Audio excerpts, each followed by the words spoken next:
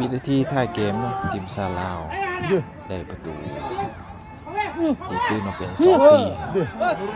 ต้องมาจังมันเจอดีไรเลยฟอวิเนี่ยจบวินาทีสุดท้ายดับฟอร์มทีม17คือว่าต้องยอมรับนั่นนี่ทางด้านทีมเยเมนดิ้นในเหนือเนาะดิ้นในเนื้อสั้นหลายเกมครับโดดเด่นทั้งเกมเลยเอามาได้ที่เขามาไก่เกิดแล้วความแข็งแกร่งสุดยอดเหนือทีมซาลาวหลายที่เขาใจอัดตูก่อนและหลังจากจบการแข่งขันก็มีน้ำตา ยอมรับว่าทีมเขาเจ้าซ้อมมาดีนะสรีระร่างกายแข็งแกร่งจากจบการแข่งขันต้องขอแสดงความยินดีกับทางด้านเยเมนสิทธิ์ไปแข่งขันรอบสุดท้ายส่วนทีมสาลาวต้อง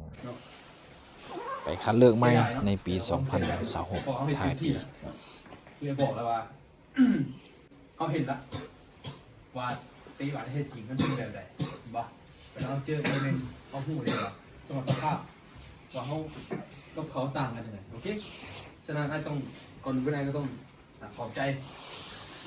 มอบทุกคนเนาะที่เขาเสียสละเวลาเนาะมาสู่กับสำหรับไอ้ตามว่าไอ้บ่เชื่อใจเลยเพราะว่าพวกเจ้าเฮ็ดดีสำหรับไอ้พวกเจ้าเฮ็ดดีนะพอเขามีเวลาแค่3 อาทิตย์เนาะคือไอ้ก็เลยเวลา3เขาชิดจังไดก็ได้ใน3 อาทิตย์เขาสิไปสู้กับพวกเอเชียสู้ได้จังไดเขาสิจังไดสิมันต่อยอดกับเขาได้เนาะกับพวกเจ้าพิสูจน์ได้เห็นแล้วว่าพวกเจ้าก็เฮ็ดได้เหมือนกันเนาะเห็นบ่เนาะฉะนั้นสำหรับผลงานนี้สบายกว่าถือว่าบอลขี้ไล่เนาะถ้าสิ่งใดที่มันผิดพลาดโอเคเขาเห็นละโอเคกลับไปพวกมึงแก้ไขเพื่อบอกแหละเขาต้องดีกว่านี้ถ้าเขาอยากมาอีกเขาต้องดีกว่านี้คือเขาเห็นและสัตว์แล้วว่ามันเป็นอะไรโอเคไอ้ก็ต้องขอโทษที่ผ่านมาอาจจะเอาจากโพสิภาพนิดนึงแต่สิ่งที่เอาไปหมดนั้นมันรู้ออกมาจากใจไอ้พุทธไอ้อยากให้เกิดได้ทุกคนเนาะฉะนั้นพยายามเนาะสืบต่อยอดกับมือสโมสรต้องซ่อมต้องยังต่อเขาหูเดียวว่าเขาสู่กับพวกเอเชียได้ไหนพวกเจ้าก็เห็นได้สัตว์แล้วว่าเยเมนเห็นบ่เขาบริเวณว่าเต็งกันตัวเดียวทุกตัวแลนมัดเห็นบ่นี่เตะบานเนาะความสามารถบอกกับแท็กติกยุทธวิธีเห็นบ่โอเคฉะนั้นบ่ให้เสียใจโอเคเงยหน้าน้องจบแล้วพวกเจ้าเห็นดีๆสุดแล้วโอเคไอ้ขอขอบใจโอเค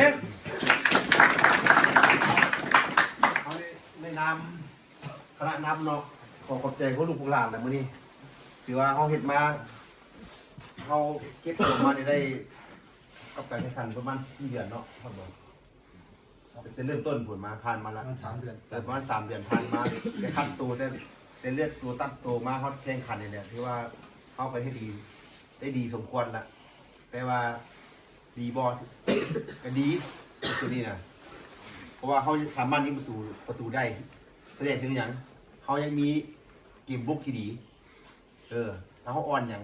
พวกลูกไปเก็บไปคืนโซนที่สปอร์ตตัวกับสโมสรนะต้องฝึกเองให้อยากก้าวว่าสิให้มาจุเขามาสอนจับบานพลิกบานอยู่ดีทุกตัวต้องฝึกเองวิธียิงบานวิธีเข้าบานเนี่ยต้องทุกตัวต้องฝึกสโมสรเองมาตื่นเนาะสุดท้ายคุณมีอย่างขอขอบใจผู้ลูกหลานที่ทุ่มเทมาแข่งเพื่อนี่กับเพื่อซาเพื่อซาพันเขาอนาคตต่อไปกับฝ่าน้องจุดโตและสุดใหญ่ขึ้นไปเขามาที่เขาไม่ต้องเสียใจเอาประสบการณ์เบื้องเขาลีนได้ใดเตะระดับขึ้นกับสูงลีนได้ใดเข้าเป็นประสบการณ์ท้ายกาขอให้พวกเจ้าพักผ่อนเก็บเครื่องเกี่ยวเมื่อบ้านหาพ่อหาแม่บ่วยเจ็บให้เป็นเนาะเอาขอบใจส้มเตยนี่เนาะเดี๋ยวเด้อยิงสอง